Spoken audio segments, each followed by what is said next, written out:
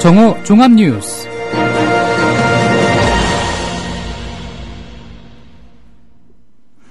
(11월 18일) 국민라디오 정오 종합뉴스입니다. 먼저 오늘의 주요 뉴스입니다.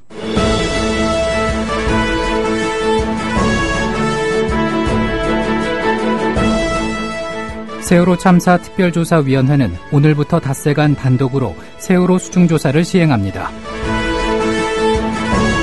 민중총궐기 투쟁본부는 지난 주말 집회 때 이뤄진 경찰의 대응을 비판하며 박근혜 대통령이 사과하고 경찰청장이 책임질 때까지 무기한 농성을 시작한다고 밝혔습니다. 아버지를 살해한 혐의로 복역 중인 무기수 김신혜 씨에 대한 재심 개시 여부가 오늘 결정됩니다. 겨울철 노로바이러스로 인한 식중독이 발생하고 있어 개인위생과 식품위생 관리에 주의가 필요합니다. 국민라디오 정오 종합뉴스 잠시 후 시작합니다.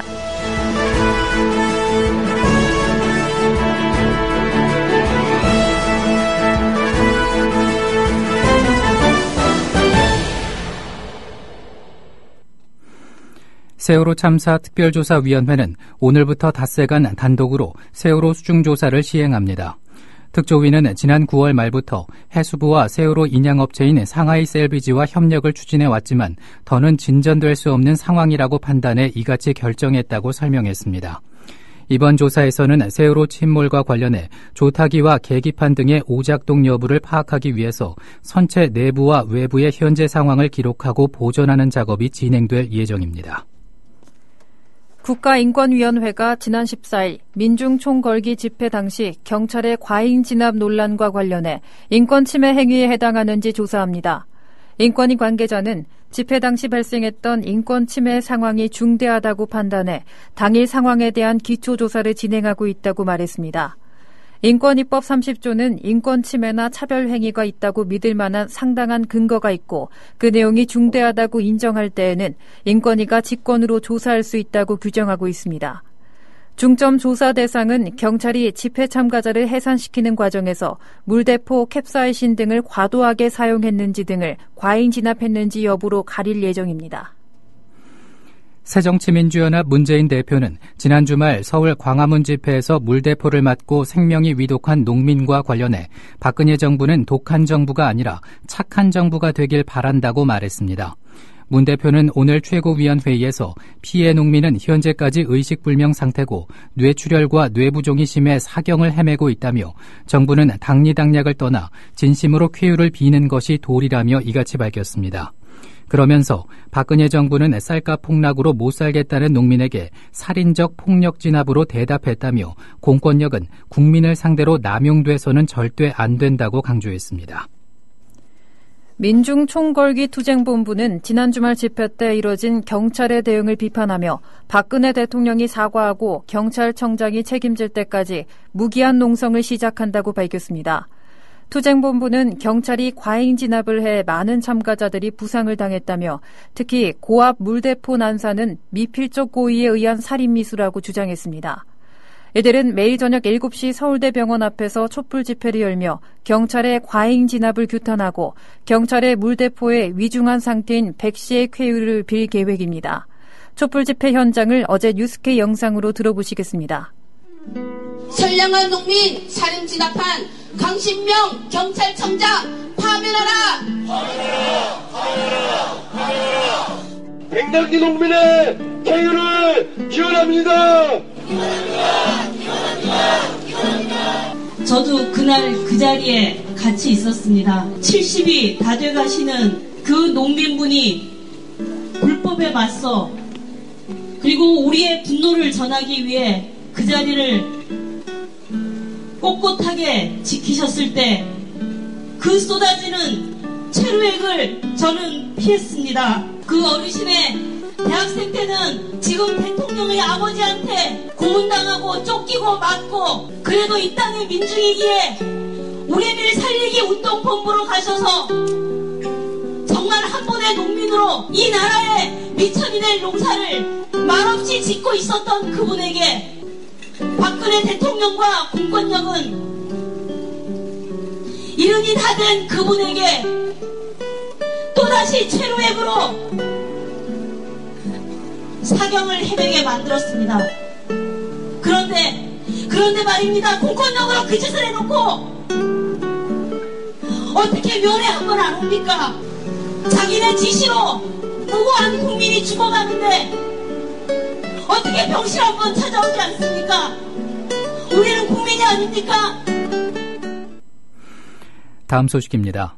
한상균 민주노총 위원장이 지난 16일 밤 서울 종로구 조계사로 피시안하고 경찰이 봉쇄작전에 돌입한 가운데 한 위원장은 오늘 조계사 측에 신변 보호를 요청했습니다.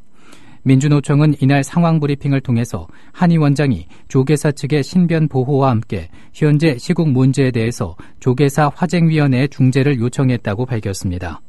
조계사는 민주노총의 중재 요청에 따라 이날 오전 내부회의를 진행할 예정이며 민주노총은 내부회의 결과를 확인하고 필요한 대책과 입장을 마련할 계획입니다.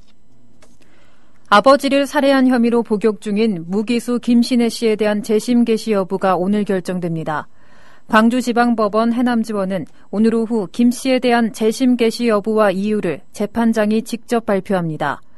김 씨는 지난 2000년 3월 자신을 추행한 아버지를 살해하고 시신을 유기한 혐의로 기소돼 대법원에서 무기징역이 확정됐습니다. 하지만 김 씨는 아버지를 살해하지 않았다면 무죄를 호소했고 수사 과정에서 강압이나 허위 공문서 작성 등 반인권적인 수사가 이루어졌다고 주장해왔습니다. 반기문 유엔 사무총장의 동생 반기상 씨는 친반연대가 창당준비위를 결성해 중앙선거관리위원회에 신고까지 한 데 대해서 전혀 모르는 일로 얘기할 가치가 없다고 말했습니다.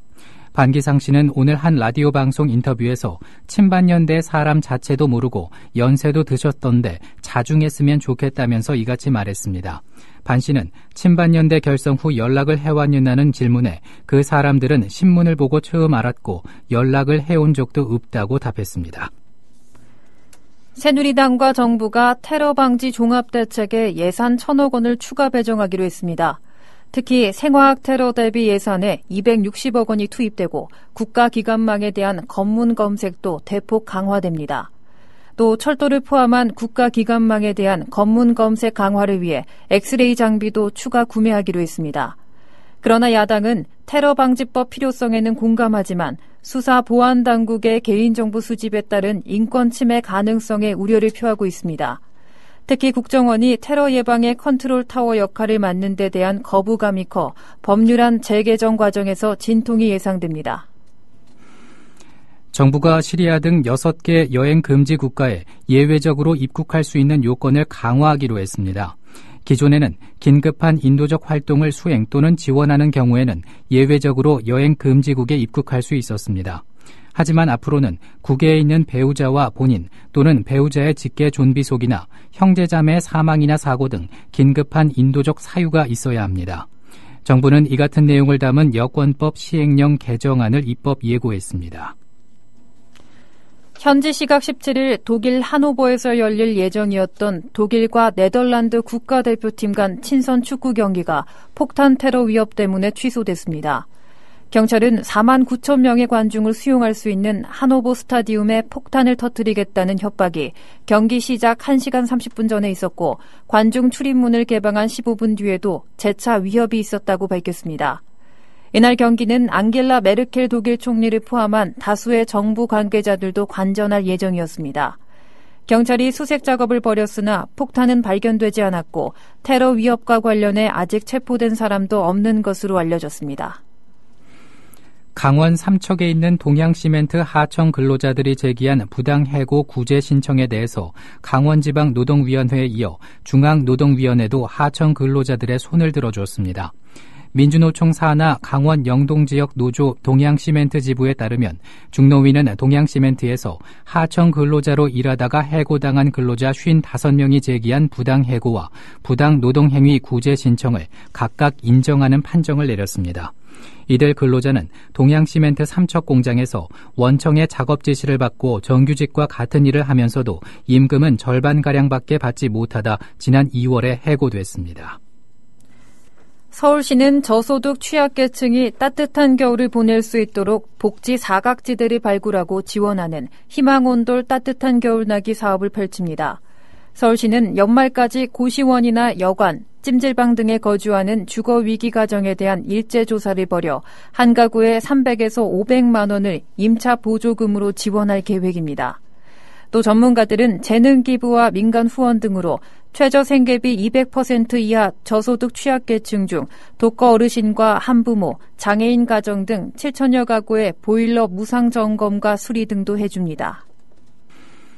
사법시험 존치 법안에 대한 국회 법제사법위원회의 공청회가 열린 오늘 2017년 폐지 예정인 사시 존폐를 둘러싸고 찬반 양측의 입장이 팽팽하게 대립했습니다. 법사위는 오늘 오전 10시부터 서울 여의도 국회 법사위 회의장에서 공청회를 열고 사시 존폐에 관한 다양한 의견을 들었습니다. 국회에서 법조인력 선발 제도에 대해 논의가 이루어진 것은 2009년 4월 이후 6년 만입니다. 이날 공청회를 앞두고 전국 22개 법과대학 그리고 법학과 학생회장단은 성명서를 내고 사시존치 법안의 조속한 통과를 주장했습니다. 사법시험 폐지 반대 전국대학생연합도 기자회견을 열고 사시존치 법안 통과를 촉구했습니다. 국제유가가 공급 과잉 우려에 하락했습니다. 현지 시각 17일 뉴욕 상업거래소에서 다음 달 인도분 서부 텍사스산 원유 가격은 1배럴에 1달러 7센트, 2.6% 떨어진 40달러 67센트에서 거래를 마감했습니다. 런던 석유거래소에서 다음 달 인도분 브렌트유 가격도 1배럴에 99센트, 2.2% 하락한 43달러 57센트에서 장을 마쳤습니다. 로이터의 전문가 조사에서 미국의 원유 재고는 지난주에도 증가해 8주 연속 증가세를 이어갔을 것으로 전망됐습니다.